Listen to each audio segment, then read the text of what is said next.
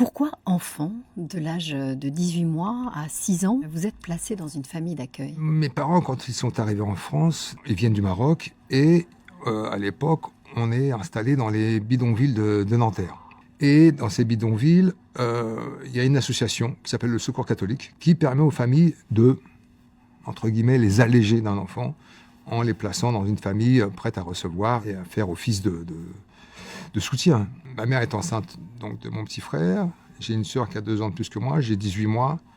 Ça tombe sur moi. Ils estiment, à juste titre certainement à cette époque, que je serai celui que ça perturbera le moins.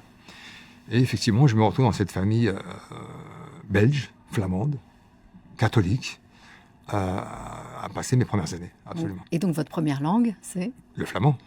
Très très difficile, parce que quand je retourne ensuite dans ma famille biologique, qui parle, elle, arabe, je vais à l'école française, et moi je parle le flamand, je ne sais plus quel mot je dois utiliser, et je ne sais plus faire la part des choses. Ah oui. Vous avez une médaille, non? Autour du cou? Oui, c'est la médaille de ma mère adoptive. Ouais. Si. Oui, je la sorte? Oui.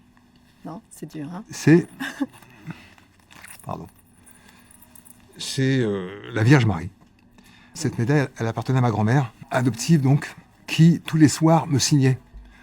Au nom du Père, du Fils, du Saint-Esprit. Donc j'ai eu, dans les premières années, une éducation catholique. Et vous êtes catholique, non? Pas du tout. C'est en souvenir de votre grand-mère? C'est en souvenir de ma grand-mère, oui, absolument. Vous êtes né de parents musulmans, élevé jusqu'à vos 6 ans par une famille catholique et marié pendant 20 ans à une femme de confession juive, la mère de vos 2 enfants. Plus œcuménique que vous, il n'y a pas? Difficile. Comment se manifeste au quotidien votre tolérance par rapport aux religions? Mais parce que ce que je recherche chez l'autre, c'est pas sa culture religieuse, c'est son humanité. L'écoute, le dialogue, l'échange, voilà, toutes ces valeurs-là nous permettent de pouvoir parfois construire ensemble. Vous entrerez dans la soixantaine en septembre. Vous dites, ça prend du temps de travailler sur sa virilité et de montrer sa vulnérabilité. Vous entendez quoi par là? Ça veut dire que pendant très longtemps, on nous a expliqué qu'un homme, c'était quelqu'un de fort, qui ne pleure pas, qui est solide et qui prend toujours les bonnes décisions. Et aujourd'hui, être un homme, c'est aussi montrer sa sensibilité.